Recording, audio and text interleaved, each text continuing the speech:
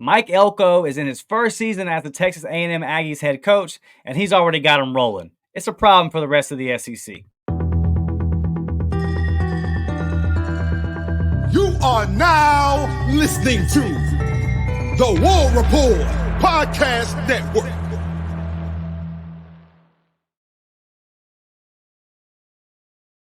Yes, sir. SEC football fans, welcome back to another episode of the Just a Sec Pod. I'm your host, Dustin Smith. We're going to talk about the Texas A&M Aggies today because why not? Coming off a big win versus the LSU Tigers, they just put it on them in the second half. Really made a statement to improve to 7-1. That one loss is to Notre Dame, first game of the season. First thing we know, the first week, teams are still finding themselves. It's a non-conference loss, so they're still undefeated in the SEC. Got a big matchup this weekend with the South Carolina Gamecocks. A sneaky matchup where Texas A&M's got to be careful. Got that big game, that big rivalry game with Texas on the horizon. Could be a couple trap games in the middle there. So they still got 4 important games left. They still got a lot of football left to play. But we got to talk about just the job that Mike Elko is doing. And I think that from the moment that that Texas A&M joined the SEC, everyone in the conference, fans of other teams, administrators and coaches and players of other programs looked around and said, boy, A&M's got all the resources. They've got everything a program needs to be good. They're that classic definition of a sleeping giant, right?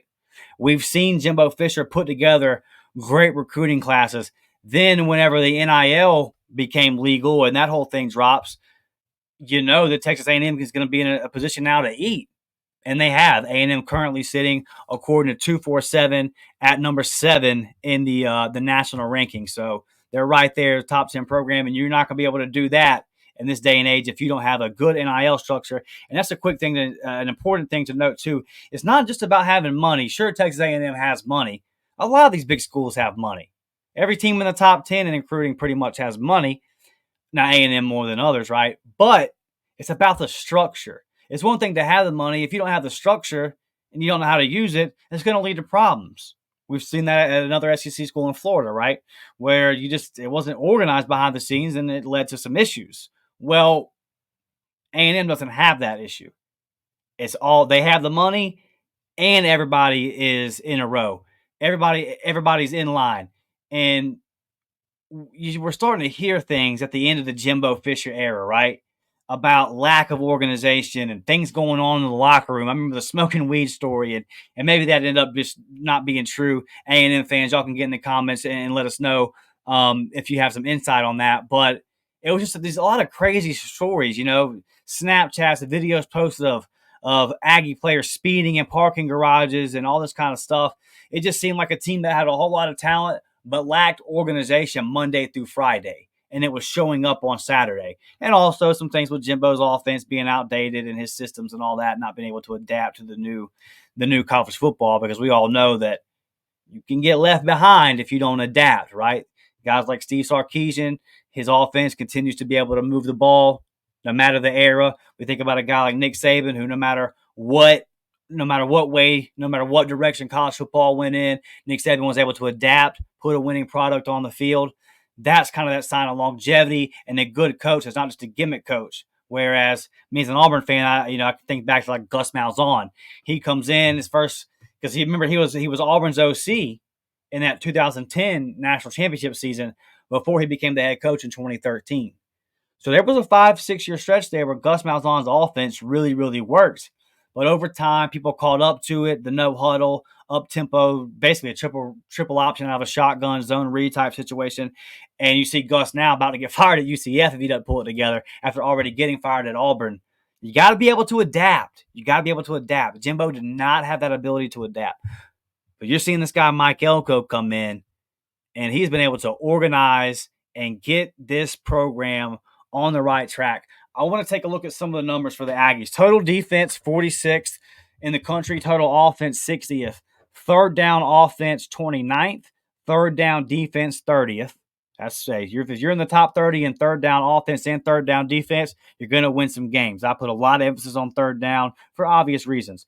Red zone defense, A&M is struggling. They're 103rd in the country. But red zone offense, they're fourth in the nation. When the Aggies get into the inside the 20s, they punch it in. Scoring offense, 39th. Scoring defense, 19th. That's where it's at, y'all. You got a top 40 scoring offense and a top 20 scoring defense. And on top of that, like I said, I think that now it's becoming obvious that things weren't being done right in that Aggie program on, say, a Tuesday afternoon. Things weren't as organized as they should be. Now you can see with Mike Elko, and we were hearing this early on. There were being national articles wrote about this. I listened to a lot of A&M podcasters and media personalities that were talking about, hey, a couple months into the Mike Elko era, before he had ever even coached a game, about how the organization was different. There was just little things that seep through the cracks in the previous regime that Mike Elko was tying. He was connecting the dots. He was tying those things, those loose ends up, getting everything together. And then I watched this Aggie team on game day, and it looks organized, and there's a plan, and they make the right moves. I think back to the quarterback change. I mean, they're 7-1, playing two different quarterbacks. Now, Wegman did get hurt, but the ability to have a freshman ready to roll and to win big games and come into a big game like that in the second half, as he did last week versus LSU, and do what he did, it's a direct testament to the coaching staff, man. The SEC is not an easy league. You will get exposed, especially with a young quarterback, to be able to plug in whoever. I mean, Wegman had that performance versus Missouri, right? And then you put in the young kid versus LSU, and it pops. They just seem it's examples of a coach that has his finger on the pulse of the team. He's making the right moves. And again, I see the organization in the game. I don't see timeout mismanagement, clock mismanage it. Everything that they're doing seems to make sense. Does it always work? No. And I'm not saying that they've been perfect, but that's football, right? Like, no one's ever going to be perfect. Nick Saban, Kirby Smart, those guys still make mistakes sometimes. But it doesn't look anything like it did before, where you felt like A&M a lot of times had the more talented roster and they were beating themselves. That's just not the case so far under Mike Elko.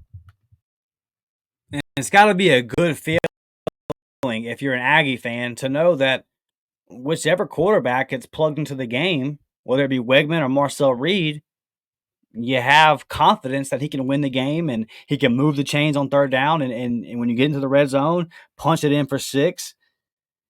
It's crazy. There's so many college teams out there that don't have one quarterback. If you're A&M, you legitimately feel like you have 2. And I think that after watching that second half versus LSU, how could you not be excited for the future of a guy like Marcel Reed? I mean, this kid is the definition of dynamic, the definition of a playmaker. He's freaking electric with the ball in his hands. He's a lot of fun to watch. He is a lot of fun to watch. I think he is going to be, in his career moving forward, he is going to be a big problem for teams on third down. I mean, you got a guy with that ability with his feet, and he's figuring his things out with his arm, but you see the big playability that he has in his arm as well. He's gonna be problems on third down for a lot of teams moving forward. So you talk about the future of the quarterback position on top of Mike Elko. He knows how to build this thing. I mean, the guy won football games everywhere he's been. He knows how to build a football team. He knows that you win football games to the line of scrimmage. And listen, Jimbo Fisher 45-25, and I don't want to harp on Jimbo, but it's important to this discussion about Mike because you don't change a culture in a season. You just don't. You don't change a culture in 1 year. So although I've talked about him, the Monday, Tuesday, Wednesday, Thursday aspect of it being much more organized and being better, I'm sure that it's still not where Mike Elko wants it to be. I'm sure there's still some guys on that team or some things happening that he doesn't have it where he wants it to be. You hear a ton of head coaches saying, hey, I need 2-3 years to get my guys in, to get my culture established. Well, hell, if this is what A&M is doing before Mike Elko gets his guys in and before he gets his culture established, then my God, like I fear the day as a fan of an opposing SEC team that he does get it together.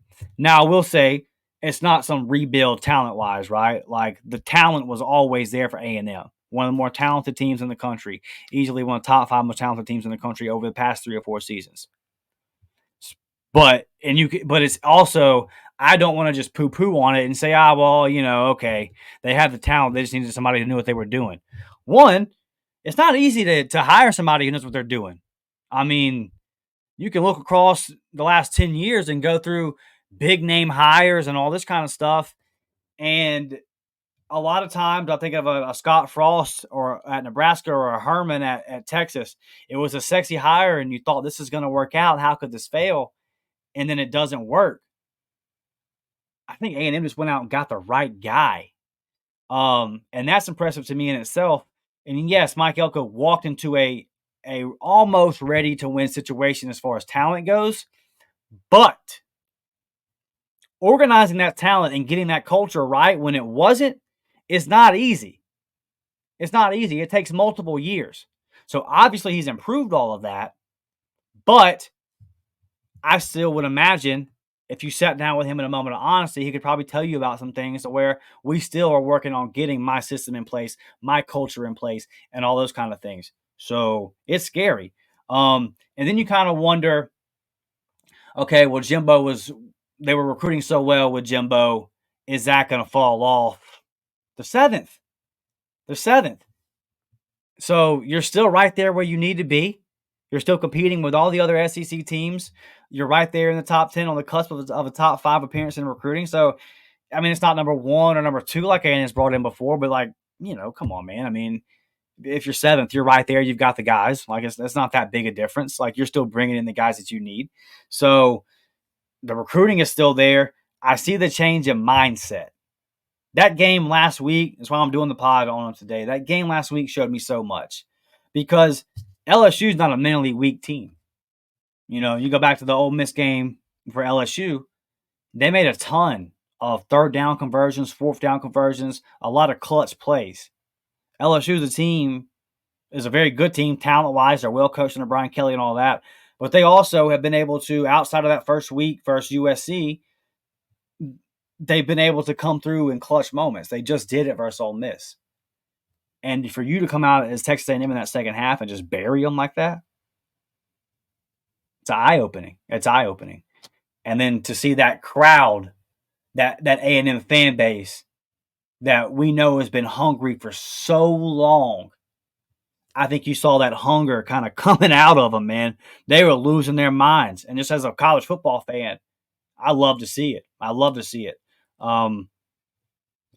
fan bases that are frustrated and deserve better because A&M fans are awesome. They're unique. They're unique. And fans of other teams are going to take their shots and make their jokes. And some of it deservedly so. If you're on the outside looking in, some of it's weird. But I love the weird, man. I love the weird. I'm an Auburn fan, man. We do weird stuff. Like everyone does weird stuff as far as college football goes. Everyone's got weird traditions. Some weirder than others. But listen, man, if you're A&M, I've always admired them sticking to it. Like these are our traditions. This is what we're going to do, and the togetherness of it. 100,000+ people every week cheering their ass off together, lock in step.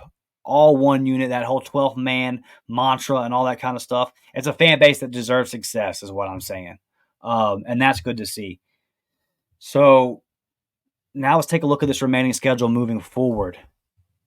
And can A&M finish strong? I think that this week is going to be a big test because just as a college football fan, I am looking at this Texas game and I can't wait. I had it circled when the moment we knew Texas was coming back. Well, we knew Texas was joining the SEC. I was like, oh, them and A&M, that rivalry's about to get cranked up. That first matchup is going to be juicy. Then you have the whole situation with the baseball coach. And listen, I know that in the middle of a college football season, college baseball is an afterthought. But if I'm an Aggie fan, a real Aggie fan that I watch basketball, watch baseball. You're a Texas A&M Aggie. You're a diehard, brother. You can't tell me that beating that ain't a little. I know it ain't the big piece of the pie, but it's a little piece. They came in there. You guys went to the College World Series. College World Series runner-up. You're thinking if you're a College World Series runner-up, unless you're some school like Long Beach State or, Coastal Carolina, some small school, um, then maybe you could see the coach taking the bigger job, right? Texas fans would argue with us on this, but listen, A&M and Texas, like that's just it's kind of equal to me. Like you're two SEC powerhouses, and you were the runner up in the national championship. So as an Aggie fan, I'm thinking, okay, well, you want to come back and let's make another run at that natty, right? Like let's keep building this program, and this time let's go get it. And instead, he went to your arch rival when they're joining the SEC, and he made some comments beforehand that just kind of made it look like he wasn't going to do it, kind of chastised the reporter. It was a whole thing. So I say all that to say, I know it has no effect on the game itself, but if I'm an Aggie fan, that's going to be a part of the juice that I bring to the game that day. But this matchup this weekend versus South Carolina, I can afford to look ahead. Fans can afford to look ahead. Mike Elko and his staff, his players, they cannot look ahead. You've got a South Carolina team this weekend that is scrappy as hell. You got to go to South Carolina at night. This is going to be a tight ball game. A&M's going to have to pull one out here. A&M's going to have to pull one out. It's going to be close. I don't even know if I'm picking A&M because I'm not picking South Carolina. It's a toss-up. I don't know who to pick in this game, man. I think it's gonna be a close game. I really have a lot of respect for South Carolina's defense. They've got that close loss to LSU that you could argue that they won. Refs really interfered with that game, and that's not a claim that I make often because there's different plays you can point to throughout the game. But that game was just rough. That pick six was such a critical play that they took off the board because of a bullcrap roughing the passer. So you got to respect South Carolina. They're 4-3. They got to win a record. You got to respect them. Hell, if they were 0-7, you got to respect. You got to respect Williams-Brice. I mean, you talk about fans that bring the juice. They bring the juice over there at South Carolina as well. So it's going to be a tough one. Next week you got New Mexico State. Should handle your business there. Then you're going to Auburn. Auburn's 3-5, but close loss to Cal. Close loss to Arkansas, close loss to Oklahoma, close loss to Missouri. Their one blowout was to Georgia. And even that game was closer than the score indicated. It was a one-possession game going into the fourth quarter. So and then with Texas being that next week, like you got Texas coming to College Station for what could be, if Texas and A&M win out, what is going to be a game with playoff implications, SEC implications, all kind of implications on top of this game. If A&M and Texas were both 7-3, 7-4, that game would be gassed up. But with everything that's going to be involved in it, everything that's going to be going to the line, my God, it's going to be crazy. How mature is the A&M team coming into a tough place to play at Auburn the week before versus a deceptive? And let's see how Auburn handles Vanderbilt. They still got Vanderbilt this week and then ULM the next week. Let's see how Auburn handles these two games. But that's not an easy place to go play. Junior Stadium's not an easy place to go play. And Auburn don't let that record fool you at 3-5. Auburn can't beat you. They've been in every single ball game. Auburn has beat themselves with turnovers, penalties, bad timeout management, bad clock management, and end of half, end of game scenarios. Auburn's beat themselves a lot. And Jarquez Hunter's a dog, right? So if you're A&M, you got to respect, like, hey, you can't just come into Auburn and expect to win. And it sets up like a classic trap game. That could be a tough one. A&M's got to watch that. Like I said, I think you're going to learn a lot of maturity. You're going to learn just how much growth and how much maturity this Aggie program has made, where they're at on that scale coming into that Auburn game. This South Carolina game, I don't really see it as a trap game with New Mexico State being up next week. This is one where I think South Carolina's going to be locked in, or excuse me, A&M's going to be locked in. It's going to be tough because South Carolina is going to be, they're 4-3. They're going to be fighting for their life, man. They're really going to show up and play a tough ball game.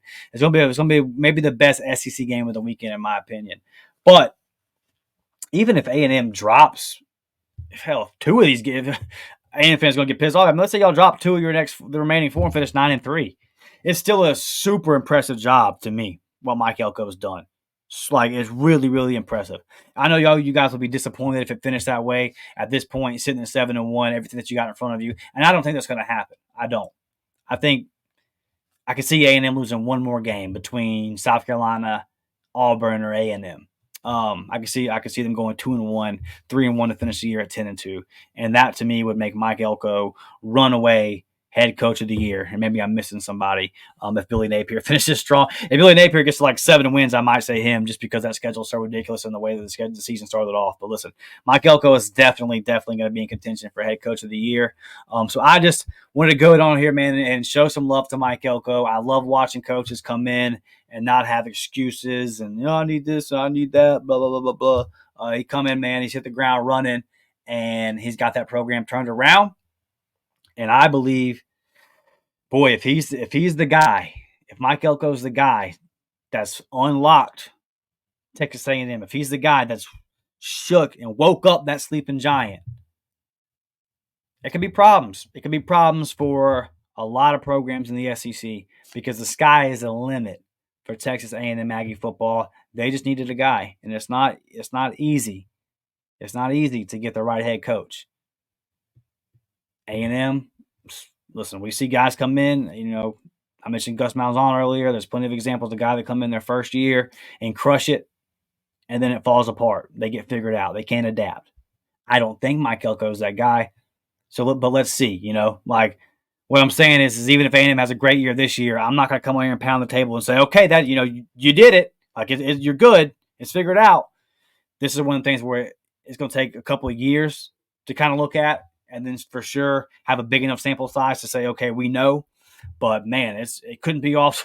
It couldn't be off to a better start. And I got to be real with you. As an Auburn fan and talking to my friends that are fans of other SEC teams, whether it be Alabama, LSU, we're all saying the same thing. This could be trouble. This could be trouble for the rest of the conference. So wanted to come on here and give a shout out to the Texas A&M Aggies, give a shout out to the Texas A&M Aggie fans, the 12th man, give a shout out to Mike Elko, and just that group of kids, man, the whole team. Way to not make excuses, way to come in here and start to turn this program around. It's really impressive to watch. They're a fun team to watch, and I love the way that the Aggies are playing football right now. So, Texas A&M fans, please smash that thumbs up button, subscribe to the channel. We're on here showing you guys team some love today. I am Dustin Smith. We're getting this Just a Sec pod, man. We're getting this thing jumped off. We're getting it started. So, please sub to the channel, man. Share us out on social media. Help us grow. Going to be doing tons of SEC content for you guys. I'm going to hop on this recruiting stuff really soon. This weekend, I'm going to go check out an Ole Miss commitment in Ladarian Clarity. He's playing right up the road here in Pensacola. So if you're an Ole Miss fan that happens to be watching this, man, tap in. And Aggie fans, I'm coming with Aggie recruits as well, right? So we're just getting this channel jumping, man. I appreciate you guys supporting. I love each and every one of you, and catch y'all on the next one, man. I'm out.